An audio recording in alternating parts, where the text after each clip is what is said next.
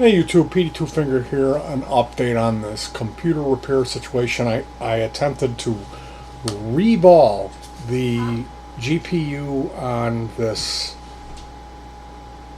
Pavilion DV6000, which is got a reputation as the worst laptop. Again, I didn't buy it. We were gifted that laptop by, I put an ad in the free cycle, and a woman came with some junk. So my wife used it for 5 years, her daily PC. Never had a problem with the sound cut out, and I got her a sound bar for it. Because that was a driver issue, some kind of an update with Windows killed the sound. Anyway, it's an old computer. It's a dual core AMD, kind of a dog, but for what she was using it for, which was Facebook, YouTube, and email, it was fine. Now, yesterday, her desktop computer just started shutting itself off.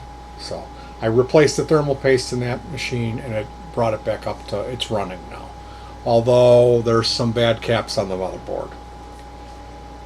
The replacement motherboard that I had to install on that computer is not brand new as I thought. It's loaded with bad capacitors. There's 8 that I spotted. So I'm going to have to open up this machine it's running, but it's got some bad caps in there. Like it'll run, but it's not going to be stable. You know, it'll shut itself off. It runs hot. It's just kind of a load on the system. So yeah, should she even really be using that thing a real lot? Probably not if it's got the bad caps. So it's something to consider, because you can blow your power supply.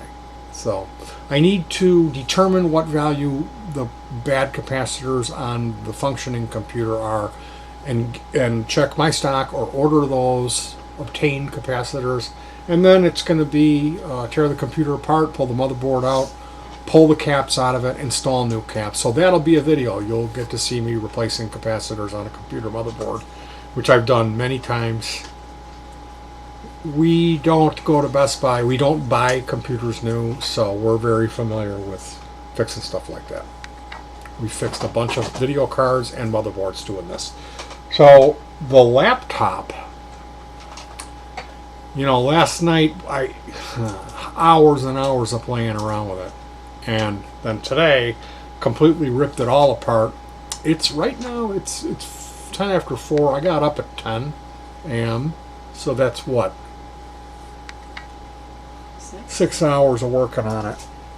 And I did a video on it, what we did. I reballed. I attempted to hit it with a heat gun. Supposedly that can fix these bad connections on the video card, and it didn't. Completely disassembled it and then reassembled it, which is a big process for a laptop. It's a pain in the neck, and I'm not experienced at it, so it's kind of like it takes a little longer than if I've done it a bunch of times. I'm like real conscious about, and then of course there's leftover screws. So she took all the chassis screws out of it except for like 3, and they're gone. And this was, they're somewhere. She was going to clean it. Yeah. So anyway, Years ago. we're at this point. We've got a 500 gig hard drive. We got a 160 gig hard drive. These are little laptop hard drives.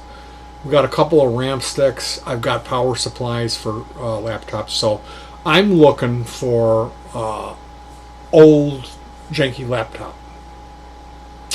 Something, maybe the hard drive's bad, or it needs RAM or power supply. That's what I'm looking for, so she can have a daily driver computer, because she likes to social media and hanging out on the internet. That's what we do. She has a laptop, I have a tower.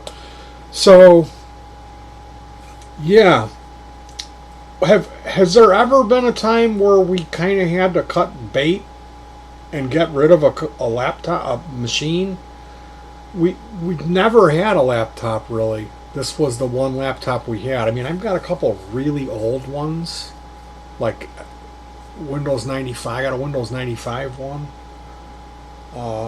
and it works. I used it for some editing on a Cord Pandora. But yeah, we've had one motherboard failure. We bought a chip, and then it was like an i7 chip we found in the case of fancy expensive things at Goodwill, and that chip was good. That's what I'm making this video on right now. So I needed the motherboard, and we started ordering motherboards off eBay. Every single motherboard that we got was bad. Some of them would work. They would work for like a week, and then they would smoke out. It would be a bad cap. And I wasn't interested in replacing capacitors on a motherboard that I purchased that supposedly was good.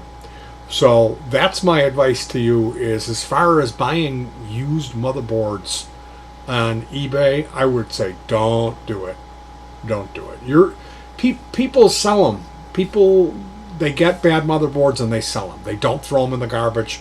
They're like, some fool is going to pay me $100 for this, and then they think, oh, he's going to be lazy and dumb. He's not going to install it, or when he installs it, he's going to blame it on himself, and he's not going to want his money back from me. No. Every single one of these, we had to box them back up and ship them. It was just an unbelievable pain in the neck. The last one was from Israel, and the guy claimed it was new, and it was clearly open box. There's dust all over it, and he argued and all this with me, and then did some kind of thing where we had to take it to customs, and I think we had to pay. It was all really spiteful what he did. I'm going to totally rip you off. I'm going to be dishonest, sell you a used thing that I know is broken, and then when you ask for your money back, I'm going to be and make a big stink out of it. And that was from Israel.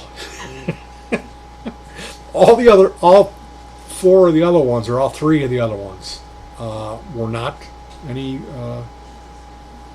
weird country, and I had no problem getting the money back. It was didn't cost anything to print the shipping label. Yeah, so buyer beware. And like I said, I really 99 times out of 100 I've been able to follow through on my repair and go to bed that one day. It's never a 2-day thing usually. Usually I get it done, it works, I feel good about myself. So this is just oh my God, I can't believe I spent all that time working on this thing for nothing. So I think I need to get outside and absorb some sunlight. All right, you guys, I just want to let you know, they can't all be wieners, as Tommy used to say. So, good thoughts, good words, good deeds. Me and Gamti are going to work on this new song. It's kind of, I don't know.